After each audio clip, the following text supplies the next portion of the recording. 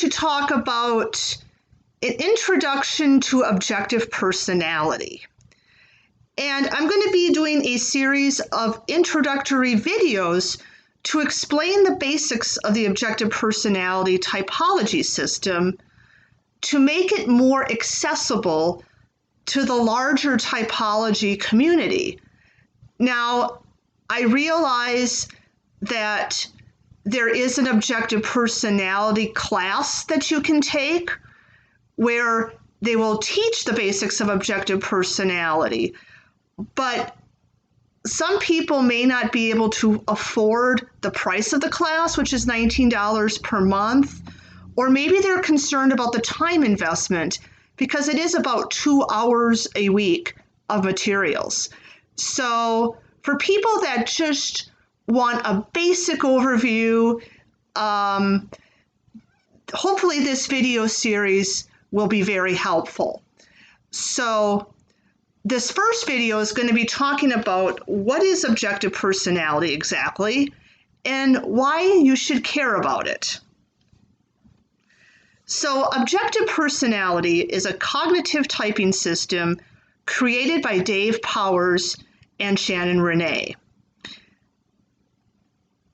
Objective personality uses the 8 cognitive functions of Carl Jung, but it also integrates 4 basic needs from Tony Robbins. So Tony Robbins is a motivational speaker, and he talks about human needs that everybody has.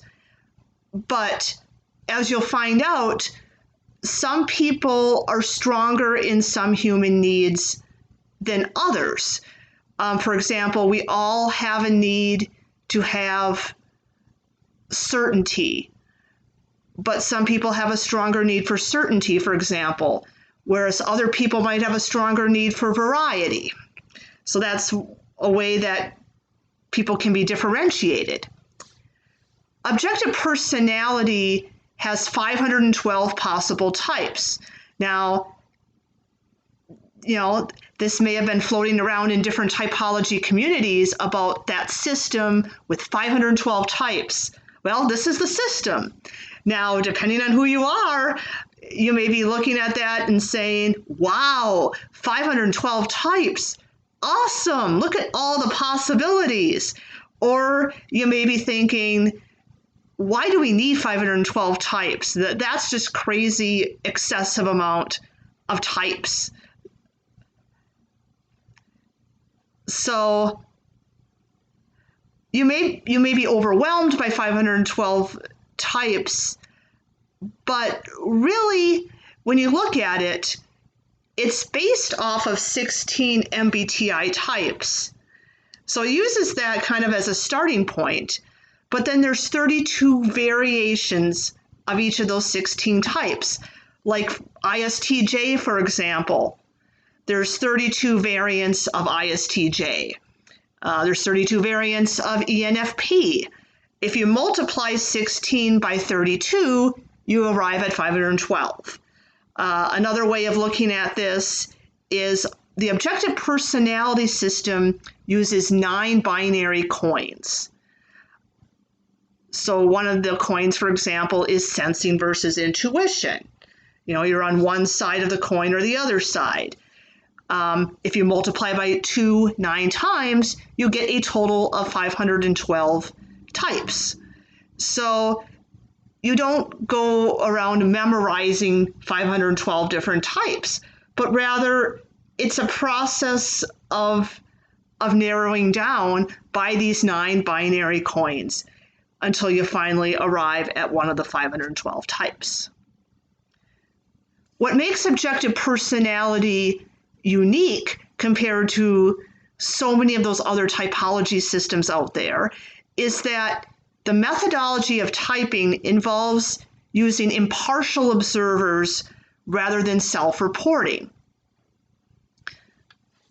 Because when you go to take like a standard Myers-Briggs test, for example, online, you're self-reporting. You're like, well, do I think I'm more introverted or extroverted?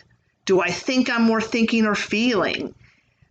And self-reporting can very oftentimes be wrong.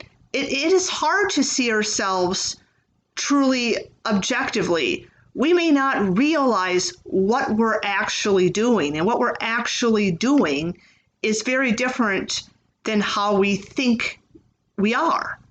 So objective personality gets rid of that bias, and it depends on other people evaluating you. So this is why you're not going to find tests on objective personality, because tests rely on self-reporting. I mean, even the Big Five system, which some will say is more objective because it's got extensive statistical analysis, it still relies on self-reporting to answer those questions. So what makes objective personality objective? So it does not rely on self-reporting to arrive at your type. So it uses impartial observers, ideally teams of 2 or more people that individually type a client separately, and then they compare notes. So when Dave and Shannon developed their typology method, they would both type the same person, but they would do it separately in separate rooms, individually arrive at a type, and then they get together, compare notes, see where they agree, see where they disagree. For the parts that they didn't agree on, they would then discuss, what they didn't agree on, why, then go back separately and kind of focus on what they're not agreeing on, watch them again, compare notes again, keep repeating that process until they finally arrive at the exact same type. Now, this took them a lot of time and practice. At first, most of the time, they weren't agreeing. It was just like random guessing. But as they honed in their method and got better and better, eventually, over 90% of the time, they were arriving at the exact same 512 type. That's pretty amazing. So in objective personality, it's not enough to have just one person type you, because one person can be biased.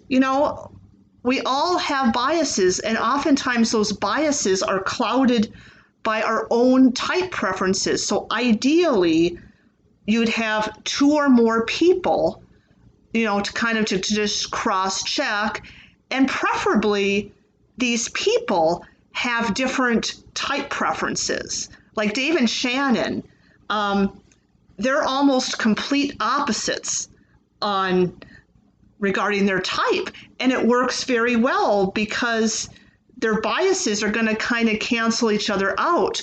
So if they have very different types, but yet they're still seeing the same thing in someone, that's kind of stronger evidence. It's more objective that way. So next, objective personality has very concise, clear, and consistent definition of terms.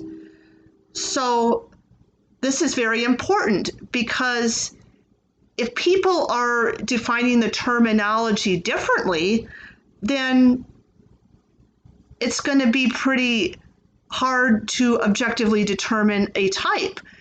And, I see this in different typology communities. They can't agree on what exactly extroverted sensing means or introverted sensing. But objective personality, like, they have a clear, concise term. For example, extroverted sensing is gathering gathering facts and sensory information. And introverted sensing is organizing the facts and sensory information.